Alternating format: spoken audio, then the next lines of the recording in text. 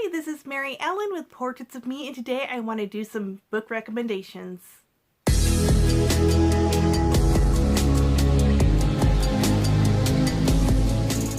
Hi everyone, thank you so much for clicking on this video. I do have some interesting books I want to share with you, some recommendations if you are a history fan.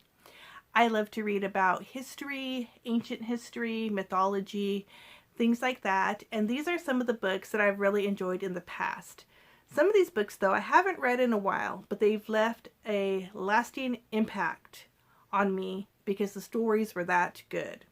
So I'm hoping if you are a fan of history that I can recommend something that you maybe haven't read yet or even knew was out there. So let's get to the first book. The first book I want to recommend is one that I just read last month, and that book is this book right here. It is In the Heart of the Sea. So this is probably the book out of all the books that is the most well known, because this one got a lot of hype recently. There was a movie that was made a couple of years ago, and so I think a lot of people have probably heard about this book. And I do have to say this book really lived up to the hype of the book.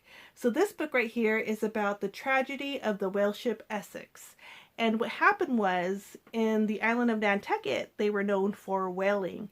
And this boat went out to do a whaling trip, which normally lasts between 1, 2, or 3 years, depending on how successful they are with catching whales. So what happened is the ship goes out and is attacked by a whale, and their ship sinks. So the story is about their survival on the ocean. And this book was really good. For one, I learned a lot of things about whaling and about whales, which is always fun and interesting. For two, this book had a lot of information about the era, because this happened in 1819. Between the years of 1819 and 1821, I believe, are the years this book covers, but it covers more than that because you have histories about things surrounding the event. So, how do I say this? It talks about the island of Nantucket and its history. So you're going back to when the island was first colonized, and then you're learning about how it got known for its whaling. And then you're learning about all that aspect of the island and the whaling history of the island. So I thought that was interesting. Plus, you're learning about families on the island that were prominent, families that were related to the people who were on the Essex.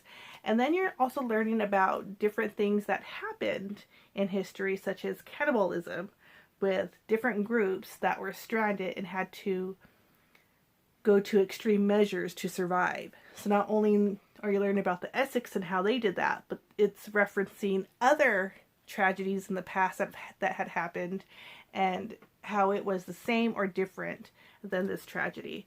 So it was so interesting, very, very good. I highly recommend you read the book before you watch the movie, because the movie is very different. And the movie, you can tell where they took it and to make it more dramatic, because the book mentions some of the popular rumors that were going around during the time the survivors came home compared to the actual factual events that were written by survivors of this tragedy. And the movie, you could tell which ones were the rumors and which ones were the events that were backed up by the survivors. So that was interesting. So read the book first and then see the movie, and you'll see that the book was so much better. The next book I want to recommend is one that I enjoyed reading. It is called Frozen in Time. So this book here is The Fate of the Franklin Expedition. And a few years ago, I was so enthralled by the Franklin Expedition. I bought books about it because it was such an interesting story about this ship who disappeared and no one knew what happened to it. And it's such an interesting story that it really captured my imagination. So this right here, it says, The Amazing True Story of a Doomed Arctic Voyage and the Secrets Preserved in Ice. And this book actually has pictures in it, and you kind of can see a little bit about the people in the story. And it was so, like, mind-boggling to see this and then look at the pictures. So this story, again, did a really good job with taking the characters or the people that actually went through this tragedy and brought them to life, so you could kind of see them and how they lived during this time and try to escape this fate. Sometimes in history, when you read straight facts, places, events, the people don't seem like real people. There's no emotional aspect involved in the story. This had the emotional aspect of the story, as well as the facts, places, events, that it all came together and made a really good read. This book did a really good job with that. It also gives you a lot of facts.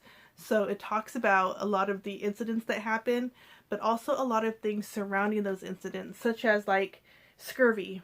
That happens a lot when you're on a sea voyage, right? If you don't get enough vitamin C, you get scurvy. And then this book mentions that, how it affected the crew, but then it goes into a little bit of history of what's really important or how they figured it out. Kind of like, here's another incident, kind of like the, what is it called? Lead poisoning. So we know about lead poisoning now, but back in the day here, they weren't so much aware of it. And a lot of their food was canned food because they thought that the canned food was preserved longer and therefore they could take it with them on their voyage, but their cans were made out of lead. So that had something to do with the fate of the Franklin expedition as well. So things like that, it was really interesting because you kind of learn the facts about that and the history about that and how we discovered consequences about certain things, and all that was nicely interwoven within the story. So I highly recommend this book if you are into this kind of story. Okay, speaking of cold, here's another book that was really well written. It is The Children's Blizzard.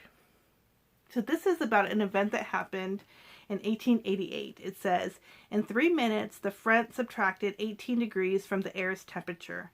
Then evening gathered in. The temperatures kept dropping in the northwest gale. By morning on Friday, January 13th, 1888, more than 100 children lay dead on the Dakota-Nebraska prairie. If I'm remembering this right, they saw the storm coming, so I think the school let out the kids to go home before the storm hit.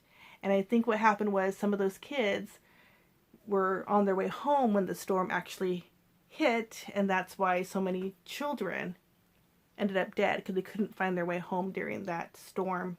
So again, this story, or this author, did a really good job with intertwining the personal story of the people with the historical aspects of the event, and also educating you as a reader on things that were happening during this time in the 1880s. And so, really good book. Highly recommend it if you are interested in this time period and in the Dakota-Nebraska prairie. And another interesting book that you learn a lot about, an insect. That is this book right here. It's called Locusts. And this one is the devastating rise and mysterious disappearance of the insect that shaped the American frontier. And this was very interesting because you learned about the ecosystem of the United States before it was really industrialized with cities and communities and things like that. So this kind of tells you how the landscape and the insects and how things worked in the wild before we came and populated this continent. So it says, throughout the 19th century, swarms of locusts regularly swept across the continent, turning noon into dusk, devastating farms, and bringing trains to a halt as the crushed bodies of insects greased the rails. In 1876, the U.S. Congress declared the locust the single greatest impediment to the settlement of the country. So it's really interesting to hear about the locusts, how it affected the U.S., and then all of a sudden they're gone. What happened to them? So this book goes into the history of not only the United States during this time, but also the insect itself and its life cycle, its life history, and things like that. Very interesting, very detailed heavy on this story, but again, did such a really good job with intertwining that history with how it affected people and that way you could relate to it.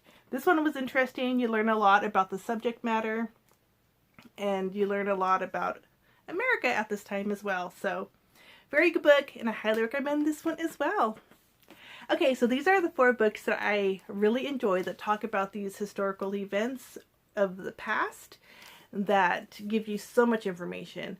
When I read these books, because the storytelling was so well written, I would share what I learned with my friends and family because it was that interesting. I just had to share the shocking facts that I learned about these events and these people and these creatures, insects, whales, or whatever you're learning about in these books.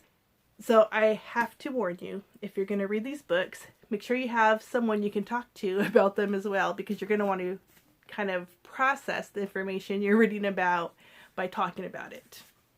Okay, so have you heard about any of these books? Have you read any of them? If you have, please let me know in the comment box below. I would love to know your thoughts on them. And I am a very big history fan, so if you have any recommendations for me after seeing these books and you think, oh, you know what, she might like this book, please leave that in the comment box below. I'm always looking for good history recommendations. Okay, you guys, thanks again for watching. If you did enjoy this video, please give it a thumbs up and consider subscribing to my channel. I try to post a video at least once a week. And as always, have a great morning, day, evening, or night, and I will see you in my next video. Bye!